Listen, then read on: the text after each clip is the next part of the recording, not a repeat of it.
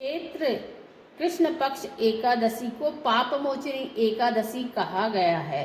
तो इससे पहले थोड़ा सा कीर्तन करते हैं। श्रीमन्नारायणे नारायणे नारायणे मन भज नारायणे नारायणे नारायण।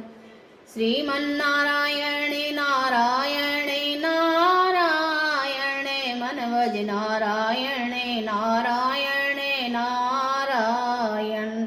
आइए तो कथा सुनते हैं। धर्मराज युधिष्ठिर ने कहा, हे देवकी नंदन श्री ब्रज बिहारी, आपके वचनामृत सुनते हुए न तो मैं थकता हूँ न ही संतुष्ट होता हूँ। हे कृष्ण भगवान, अब कृपया चैत्र मास की कृष्ण पक्ष की जन्माष्टमी की कथा कहिए। कृष्ण भगवान ने कहा, हे पुरुषों में उत्तम धर्मों के ज्ञाता धर्मराज युधिष्ठिर, सुनिए। प्राचीन समय में कुबेर का चैत्र रथ का नामक एक वन था। वहाँ गंधर्वों की कन्याएं किन्नरों के साथ विहार करती थी।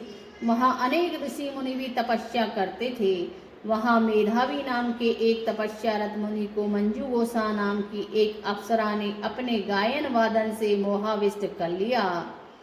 फलस्वरूप सारी त्याग तपस्या भूलकर ऋषि मेधावी मंजू गोसा के साथ रमण करने लगे।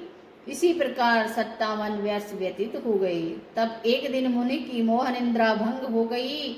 यह जानकर कि उन्होंने अपने जीवन के कीमती 57 वर्ष व्यर्थ गवा दिए हैं और अप्सरा मंजू गोसा ही इसका कारण है। उन्होंने मंजू गोसा को पिशाचिनी होने का श्राप दे दिया।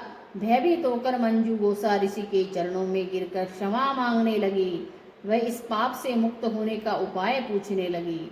मुनि मेधावी ने कहा, हे भद्रे, तुमने मेरा बहुत अनिष्ट किया है, लेकिन मैं तुम्हें श्राप मुक्त का उपाय बताता हूँ। चैत्र मास की कृष्ण पक्ष की एकादशी को पाप मोचनी एकादशी कहा गया है।